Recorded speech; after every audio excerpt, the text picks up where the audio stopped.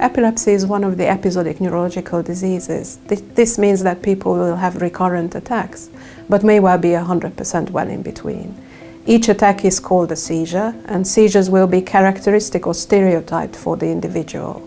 Many people think that seizures will be only generalized tonic-clonic in nature, which are the dramatic attacks that most people associate with epilepsy. In these episodes, patients will fall to the ground, become stiff, they will be jerking, they will be unconscious, and it is quite stressful to watch. However, seizures can be quite subtle. They can be a subjective experience, and bystanders may not even know that it's happening. Each seizure is generated by an electric storm in the brain, and this is caused by an underlying abnormality. These abnormalities can be varied. Well, it's very important at the time of the diagnosis to see a specialist, and the reasons to this is that epilepsy has to be well defined and well described at the initial time of the initial consultation.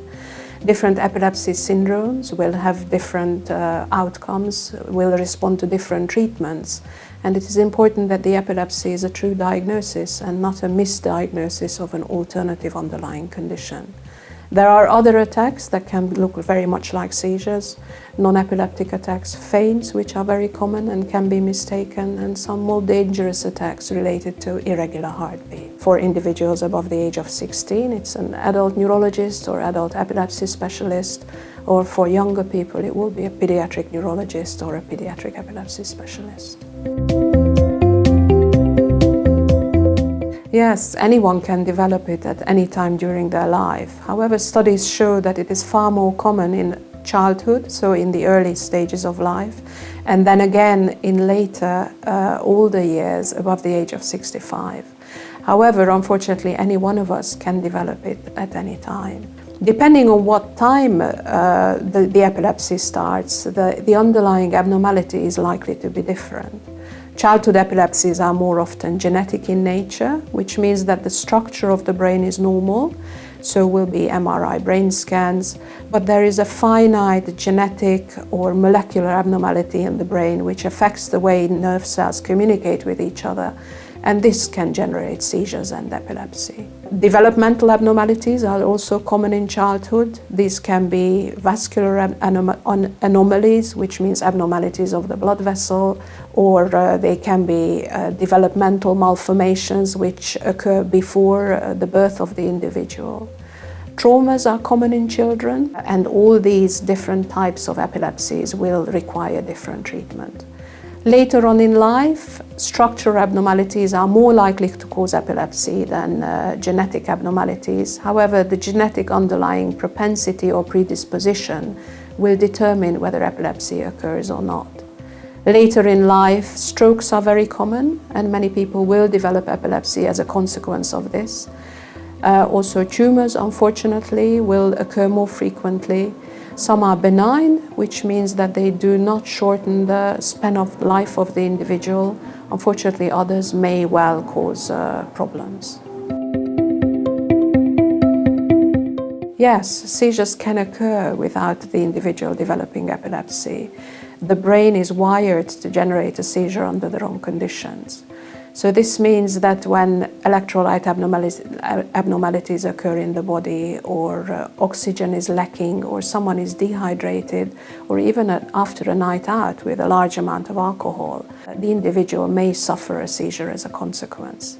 This may unmask a genetic propensity or predisposition, but doesn't necessarily indicate that the individual will develop epilepsy. A specialist with the right information is in the perfect position to determine whether this is the case. Epilepsy, in contrast to this, is by definition 2 or more unprovoked seizures, which occur over a period more than 24 hours. So it is important to distinguish between the two and reach the correct diagnosis.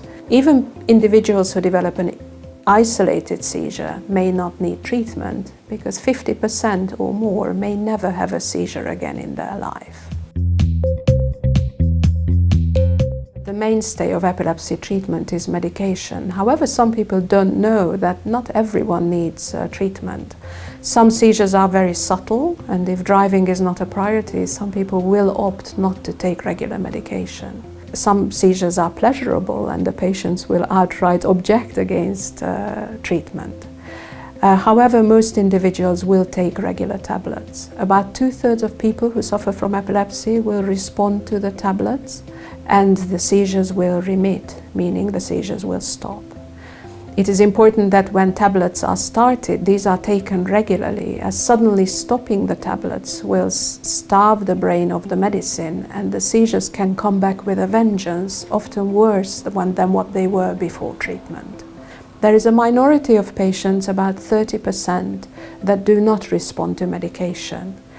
There are alternative, what we call non-medical treatment options for this group. The selected group, a small proportion, will be eligible to resective epilepsy surgery, which means that an area of the brain will be identified that generates the seizures. And if this is an area that we don't use on a regular basis and don't depend on, then this area can be removed with neurosurgery. This is a risky procedure and is usually offered to a small number of individuals. Many people don't know that ketogenic diet is an alternative non-medical treatment option.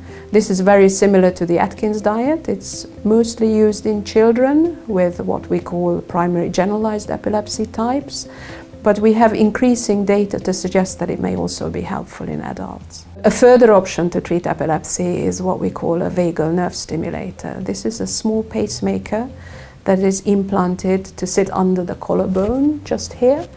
And the wire is connected to a neck to touch a nerve, and regularly stimulating this nerve, seizures frequently reduce in frequency.